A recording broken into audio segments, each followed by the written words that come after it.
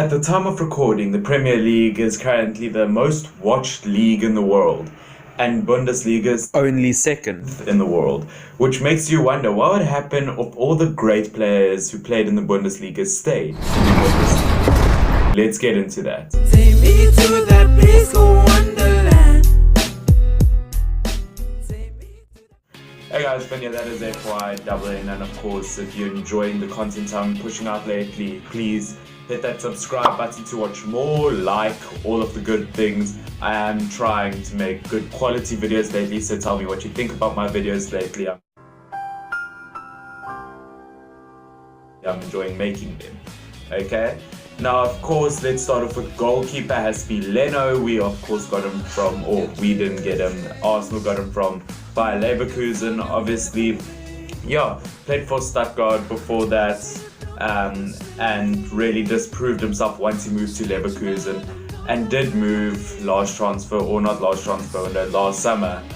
to the Premier League for Arsenal, which is a pity because Arsenal is doing very poor defensively this season. I don't know what's going on. Lots of people are saying there's lots of areas in defense that they can work, but he is currently the goalkeeper ahead of Peter Cech. He's still young, has lots of potential, but sadly in the international stage he doesn't get that many chances because of all the German competition in the goalkeeping position. He hasn't even managed 10 games under them, but that doesn't mean he's not a world-class keeper.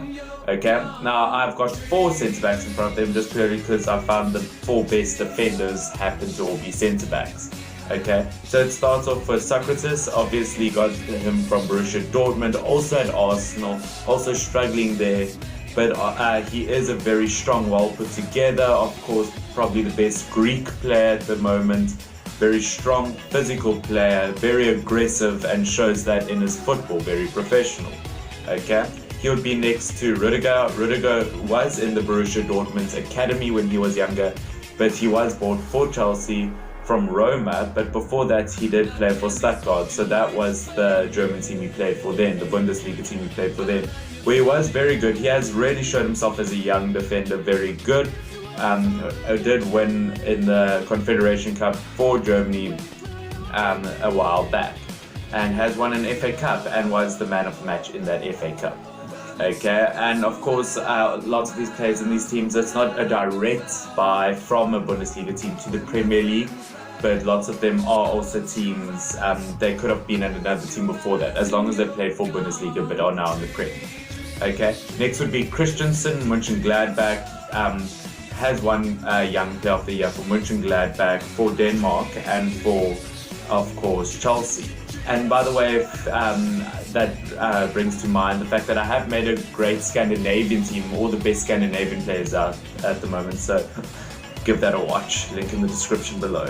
Okay, so of course he would be there next to Vestergaard at Mönchengladbach also. He is now at Southampton. As I said, all 4 of these defenders are very strong, bar maybe Christensen, but very strong physical players, very good on the ball together, very good at getting rid of man-mark situations, and yeah, I think this 4 in defense could do very well, especially if you look at players like Rudiger, who is very good with using his head, and obviously I would know that as a Manchester United fan. He scored against us. When you try your best but you don't succeed. Okay, next would be the midfield. I've got 2 midfielders. I've got Gundogan, who moved from Borussia Dortmund to Man City. I think he was definitely a great buy. I don't think I expected him to play that well, but he is playing extremely well from what I expected of him. I think he's very good tactically, his scoring ability is amazing, and he did come from a generation of a very strong Borussia Dortmund team that if you put this team together, it would amaze you who was in that team. Okay, now next to him would have to be KDB, Kevin De Bruyne, of course played for Chelsea but was sold, was on 1 or 2 loans in the Bundesliga, and then made a move to Wolfsburg, which of course he did very well at. He really created himself, made a name for himself, and has now proved himself, now that he's moved back to Man City, as one of the best midfielders in the world, maybe arguably the best midfielder in the world. Has suffered a bit from injuries so far this season though, but is back, is in full force, has come third in the World Cup with Belgium, and I think there's a reason why he's in Team of the Year every year now. He is probably one of the best midfielders in the world. And yeah, Bundesliga probably miss watching him. Okay, now that we go a bit of attacking, I've got two wingers. I've got Sane, obviously on the left wing. Man City wing was at Schalke, of course, and I think they do miss him. I can definitely see them missing him. Because I would say, and now tell me if you agree with me in the comments, he is probably the best German player in the world right now. And to me, it was the biggest shock last World Cup when he wasn't selected in the squad. He's pacey, he's good at scoring, and he can just do everything that's needed to score. And you saw that in the game versus Netherlands, where they got that 3-2 win. Okay, now Sane, of course, one of the great young attackers for City that's definitely can be considered world class and maybe one of the best in the world in a few years' time. Okay, now on the other wing, I've got Mkhitaryan, not as great as Sane, but came from that really good Borussia Dortmund side.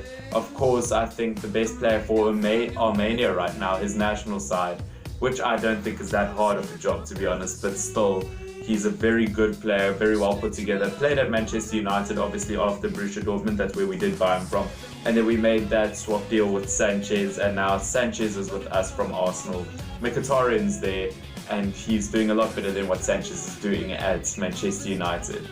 Okay, now of course the two strikers I have has to be Firmino. I think I have to put the Liverpool player in there. Came from Hoffenheim. I think he scored a goal roughly every 3.5 games, which isn't bad, but he's obviously proven himself more as a prolific striker now, or even more of a centre attacking mid. He can go up, he can go down, but he has gone a bit further up the pitch over the years. Hasn't played a lot for Brazil, only about 30 games, which of course there's lots of competition in the striking or attacking positions for Brazil. But I think overall he's still an incredible player, has achieved a lot, was breakthrough player of the season a few years ago at Hoffenheim, and is now world class for Liverpool, the Premier League and the rest of the world. Okay, now my main striker has to be Aubameyang. Of course, he's had an amazing career at some of the biggest clubs. Now at Arsenal, one of the top scorers in the league. And yeah, it's no surprise considering in the Bundesliga there was a season where he did beat Robert Lewandowski to the most goals in the season. And I think overall he's one of the best strikers in the world. He's very underrated. I don't know if that's because of his national team or not. But overall, if you look at a team like this is a Champions League winning team if you look at it. It's a very strong team, it's a very physical team. If you look at it as a whole, it's also a very fast team. Okay, just two honourable mentions I wanted to name. Xhaka also played for Borussia Munchengladbach, but I didn't put him there because I couldn't put him over Kevin De Bruyne or Gundogan, just purely because if you look at their style of playing, them as holes as players, you can't really put them over them. Okay, and the other player I missed out on was Özil. Obviously played for Schalke, then Werder Bremen, and I think lots of people would be maybe upset I didn't put him in, but he's not in good form at the moment. We obviously from Real Madrid as well to Arsenal, but Özil is not the player he used to be, and I think it's very sad how he has fallen apart. But otherwise, guys, I have made other kinds of videos like this if you want to check that out on my channel. As I said, don't forget to like, subscribe, comment, all of the good things. Yeah, tell me what you think about this team. This has been Finn, FYW. Cheers. I knew it, I am just going to cool it.